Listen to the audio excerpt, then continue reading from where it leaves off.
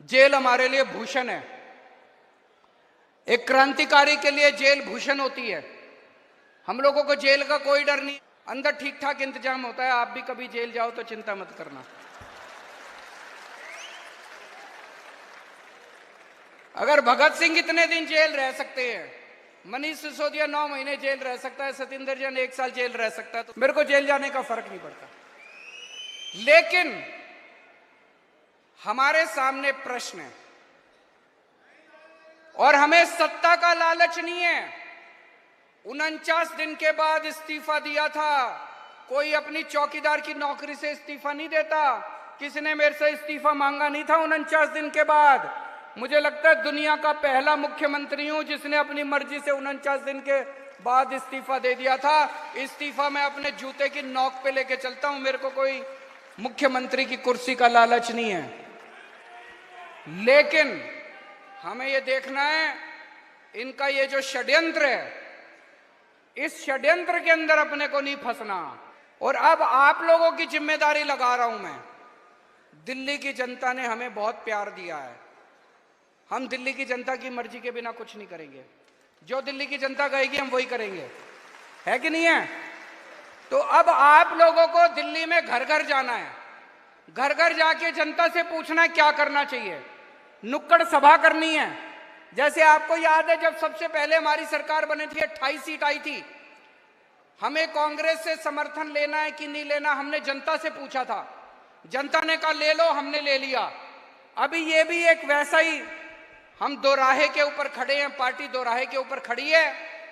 आप लोगों को घर घर जाना, जाएंगे सब लोग, समय देना पड़ेगा, मेहनत करनी पड़ेगी।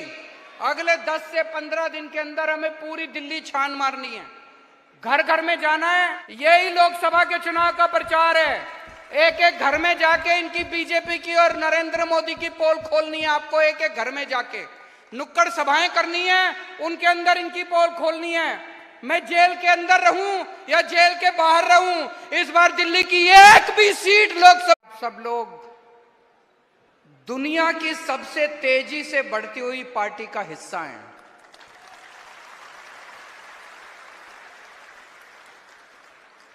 देश नहीं, दुनिया,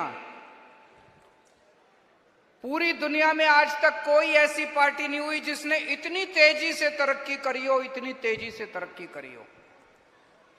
मुझे लगता है हमें Guinness book of world record वालों से पूछना चाहिए, भाई जरा पता करके बताओ कोई, नहीं तो हमारा नाम लिख दो उसके अंदर।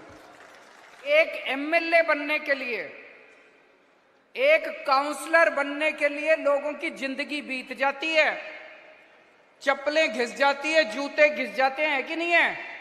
एक एमएलए बनने के लिए, एक काउंसलर बनने के लिए।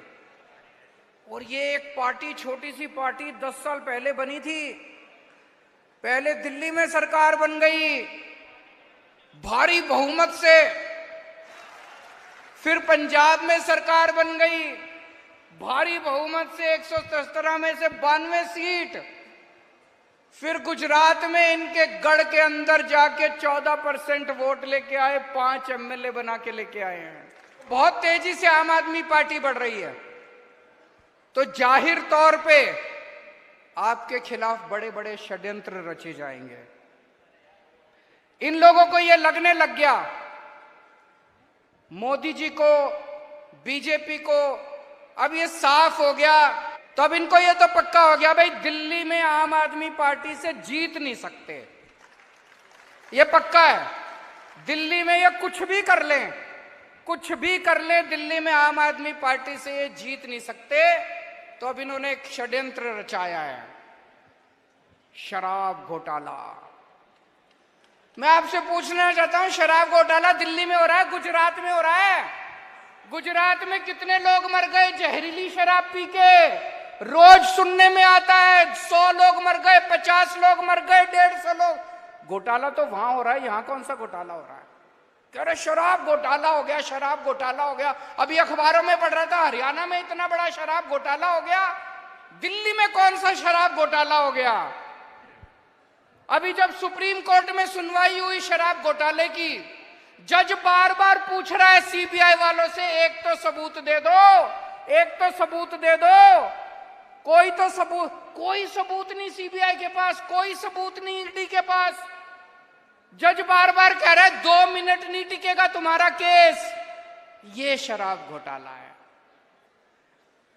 और एक फर्जी शराब घोटाला बना के